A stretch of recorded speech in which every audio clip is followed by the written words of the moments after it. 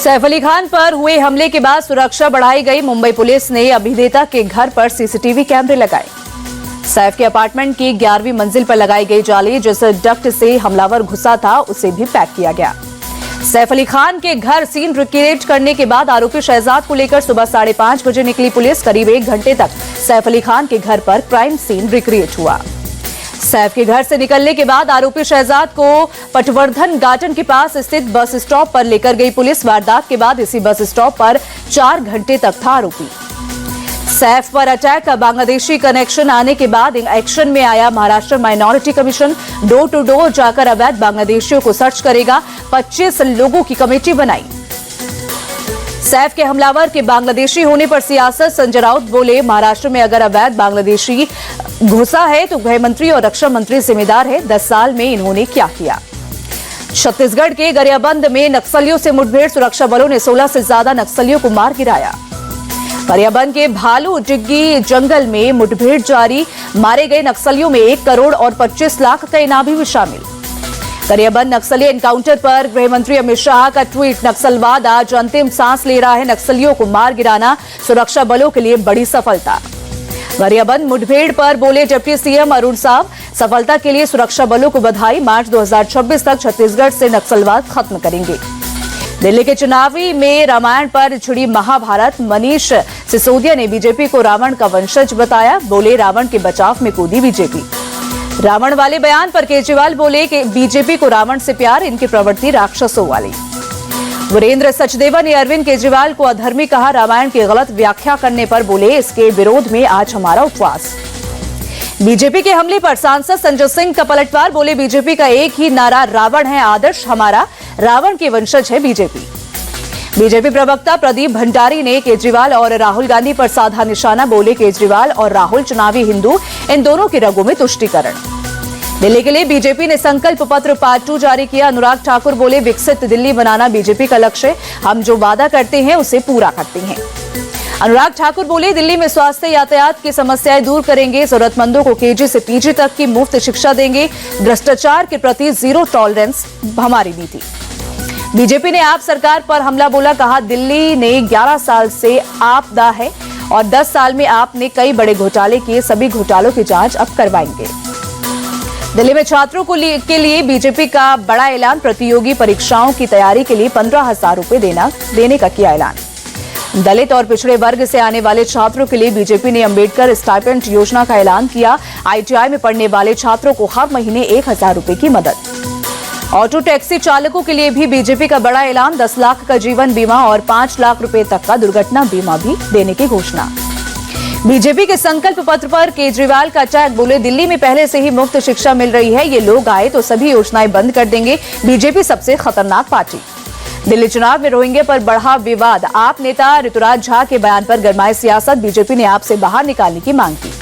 ऋतुराज झा ने हरदीप पुरी की तुलना रोहिंग्या से की। बीजेपी ने कहा, सिख समुदाय से माफी मांगे केजरीवाल। इंडिया टीवी के शो दिल्ली का दंगल में आप प्रवक्ता ऋतुराज झा ने दिया था बयान। हरदीप पुरी को रोहिंग्या मुसलमानों का बताया था रिश्तेदार। आप प्रवक्ता ऋतुराज पर हरदीप पुरी का पलटवार। कहा, आम आदमी पार्टी घटियापन पर उतर आई है। मैं अफगानिस्तान से गुरु ग्रंथ साहिब लेकर आया था। ऋतुराज के बयान को मनजिंदर सिरसा ने बताया सिख समुदाय का अपमान। कहा, सिख समुदाय से माफी मांगे केजरीवाल। ऋतुराज झा को पार्टी से निकाले केजरीवाल। केंद्रीय मंत्री रवनीत सिंह बिट्टू ने भी ऋतुराज के बयान के बाद आप पर साधा निशाना। कहा, आप नेता को यह बयान देने की हिम्मत कैसे हुई। आप प्रवक्ता ऋतुराज झा के बयान पर बीजेपी सांसद बांसुरी स्वराज का हमला। कहा, केंद्रीय मंत्री हरदीप पुरी को रोहिंग्या और घुसपैठिया बताना निंदनीय और शर्मनाक।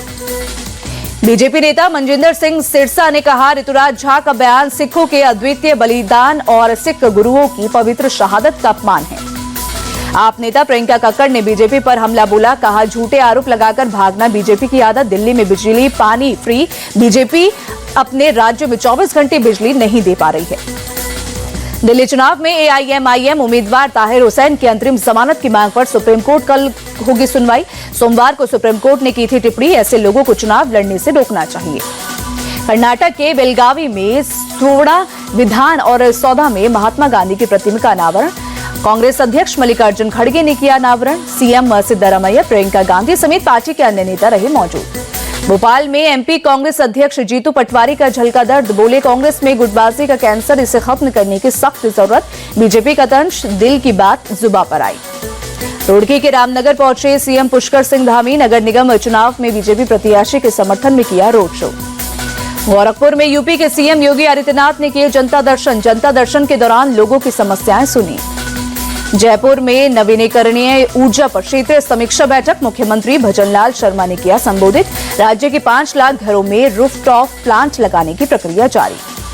प्रधानमंत्री सूर्य घर मुफ्त बिजली योजना के तहत लगाए जा रहे हैं रूफटॉप प्लांट। अब तक लगभग 25,000 घरों में रूफटॉप प्लांट लगाए गए। राज्य के सभी भवनों को सौर ऊर्जा से लैस करने का काम।